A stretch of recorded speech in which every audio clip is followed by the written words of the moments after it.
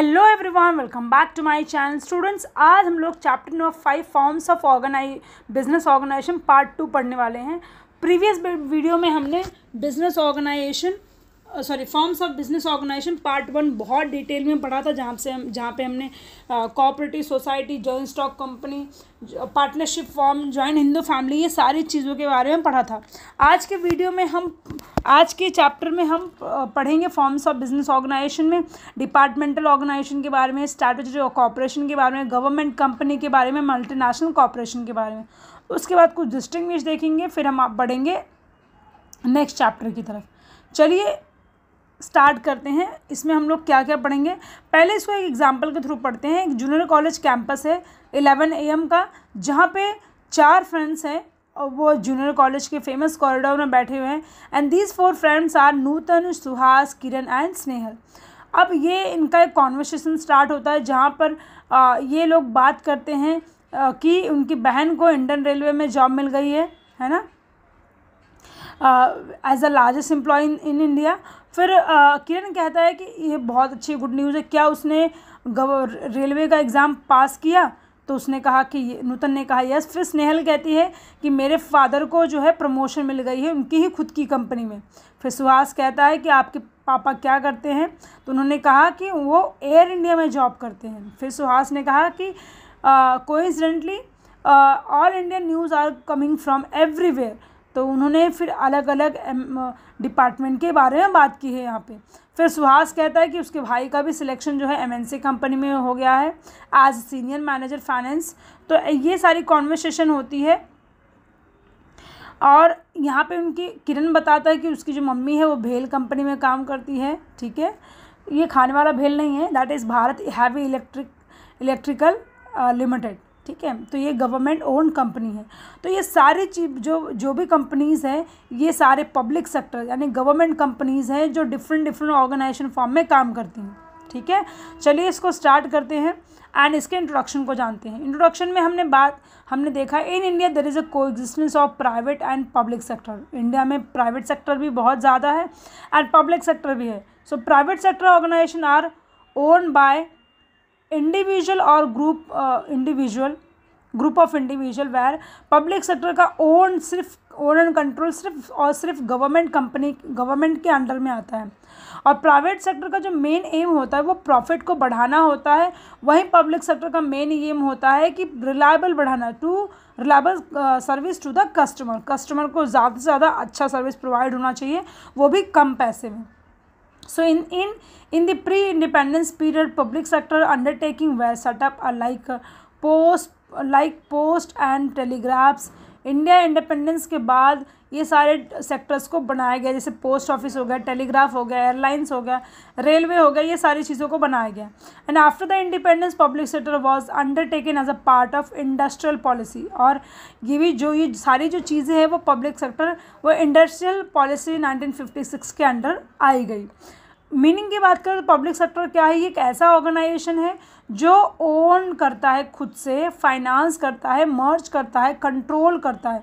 और इसे करता कौन है? गवर्नमेंट और कॉम्बिनेशन ऑफ गवर्नमेंट। जैसे एग्जांपल है HPCL Hindustan petroleum corporation limited और BPCL Bharat petroleum corporation limited. Definition की बात करें तो according to Britannica encyclopaedia, an undertaking that is owned by central, state or local government supplies service or goods at a price and it operate on more or less self-supporting basis is called as public sector। अब public sector क्या है? जो owned होती है by central government. Owned का मतलब यानी कि जो उनकी खुद की है, central government, state government, local government. और उनका मेन एम होता है कि जो पब्लिक है उनको कम प्राइस में सर्विस प्रोवाइड करना और ज़्यादा से ज़्यादा लोगों को हेल्प प्रोवाइड करना। ऐसी कंपनीज़ को, ऐसे ऑर्गेनाइजेशन को पब्लिक सेक्टर ऑर्गेनाइजेशन कहा जाता है। According to professor Hasan, public enterprises means state ownership and operation of industrial, agricultural, financial and commercial undertaking। इसके 3 टाइप हैं। पब्लिक सेक्टर को 3 पार्ट में क्लासिफाइड किया गया है। डिपार्टमेंटल ऑर्गेनाइजेशन, दूसरा है स्टैट्यूटरी ऑर्गेनाइजेशन और तीसरा है government organization. Sorry government company. चलिए वन बाय वन डिस्कस करेंगे और आज हम स्टार्ट करेंगे डिपार्टमेंटल ऑर्गेनाइजेशन से। तो डिपार्टमेंटल ऑर्गेनाइजेशन क्या होता है? Which is own manage and control by the government is known as finance by government is known as departmental organization. ठीक है, it is the oldest forms of business organization. Departmental organization perform all the activity integral parts of government. जो भी चीज़ें यहाँ पर होती है सब गवर्नमेंट के ही अंडर होती है, गवर्नमेंट के ही गाइडेंस से होती है। The minister in charge of ministry is head of the. अब इनका हेड कौन होता है? Minister in charge of ministry, तो ये इनका होता है head. And all departmental organization are act through officer of government and all employ as called as government employ. जितने भी ऑफिसर्स इसमें काम करते हैं वो सारे के सारे गवर्नमेंट के एम्प्लॉय होते हैं, इसलिए उन्हें गवर्नमेंट एम्प्लॉय कहा जाता है। एग्जाम्पल जैसे है यहाँ पे post office, railway, defence, industries, radio, public utility service, ये सारे के सारे आते हैं डिपार्टमेंटल ऑर्गेनाइजेशन के अंदर। फीचर्स की बात करते हैं तो सबसे पहला फीचर है मैनेज और कंट्रोल गवर्नमेंट से होता है, जो कि अभी हमने स्टार्टिंग में ही देखा इसका। और minister are the top responsible to the parliament for its operation.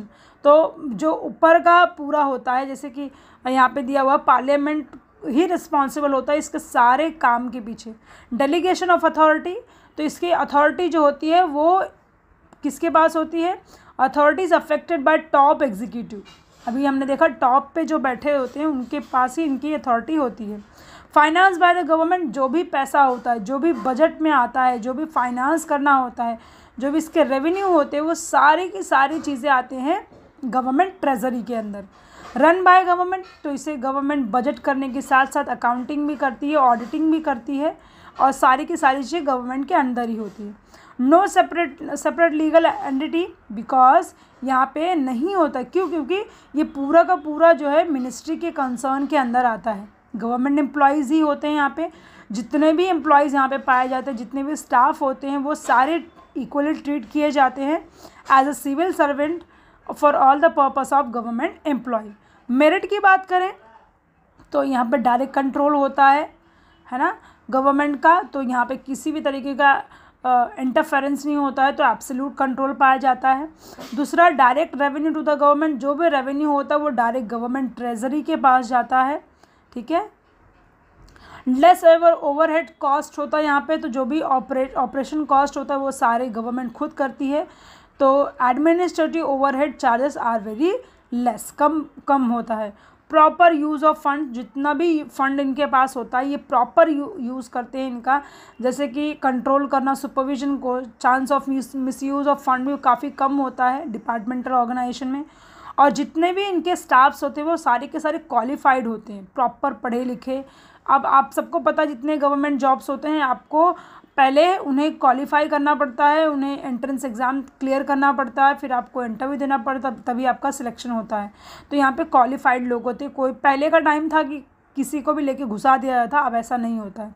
Next is 6 point is maintain secrecy. तो यहाँ की जो भी पॉलिसी होती है वो बहुत मैटर करती है, तो वो जो भी इनकी सिक्रेसी होती है उनको मेंटेन करके चलती है। डीमेरिट्स की बात कर, सबसे पहला जो डीमेरिट है वो डिले इन एक्शन। आपको सबको पता है कि गवर्नमेंट के अंडर आने वाली जितनी भी चीज़ें होती हैं उनका जो प्रोसीजर होता है वो इतना स्लो होता है क्योंकि इसलिए उनके जो डिसीजन मेकिंग चीज़ें होती हैं वो भी बहुत डिले होती हैं। Next, red tapism and bureaucracy. तो there is always problem of red tapism and bureaucracy is in departmental organisation which is affect in trustworthiness. Next is less scope of initiative. अब यहाँ पे कोई देखो गवर्नमेंट का काम है तो कोई अपनी नौकरी खतरे में डालता है, इसकी वजह से कोई भी आगे नहीं आता है अपने चीज़ों को संभालने के लिए, चाहे वो कोई नेता हो चाहे कोई भी हो। तो यहाँ पे इनिशिएटिव लेना बहुत ही बड़ा डिफ़िकल्ट काम होता है। तो सबसे बड़ा क्रिटिसिज्म जो है पार्लियामेंट के पास आता है। लैक ऑफ फ्लेक्सिबिलिटी काफ़ी कम है क्योंकि due to time of problem यहाँ पर इंस्टेंट डिसीज़न लेना बहुत ही कह सकते हैं डिफ़िकल्ट हो जाता है। So due to excessive control and supervision by government यहाँ पे फ्लेक्सिबिलिटी नहीं होती है। डिले इन डिसीजन, जैसे कि आपने देखा डिले हर चीज़ में होता है, तो जो डिसीजन पावर होता है वो इमीडिएटली नहीं हो पाता है। And absence of professionalism, some time ऐसा होता है कि फियर ऑफ पब्लिक क्रिटिसिज्म और फ्रीक्वेंट ट्रांसफ़र ऑफ ऑफिशियल। अब देखो कोई जो ईमानदार ऑफिसर आएगा बैठेगा कुर्सी पर, तो उसको आज का तो सब वही है कि कोई ईमानदार बंदा है मतलब उसको हटा दो, उसको जगह से उसका ट्रांसफ़र कर दो, या पब्लिक उसको क्रिटिसाइज़ करती है किसी न किसी वैसे। अभी देखो मोदी जी हमारे कितने अच्छे हैं, कितना डेवलपमेंटल कार्य कर रहे हैं, फिर भी लोग उनको कहीं ना कहीं किसी न किसी वैसे क्रिटिसाइज़ ही करते हैं। So this is the reason कि यहाँ पे एब्सेंस ऑफ प्रोफेशनलिज्म, लोग समझते ही नहीं है कि ये इनका प्रोफेशन है या किस तरीके से काम करे, तो ये सारी चीज़ें होती है। तो अगले वीडियो में हम पढ़ेंगे स्ट्रैटेजिक कोऑपरेशन के बारे में। यहाँ पे हम इस वीडियो को एंड करते हैं, मिलते हैं अगले वीडियो में। Thank you so much everyone.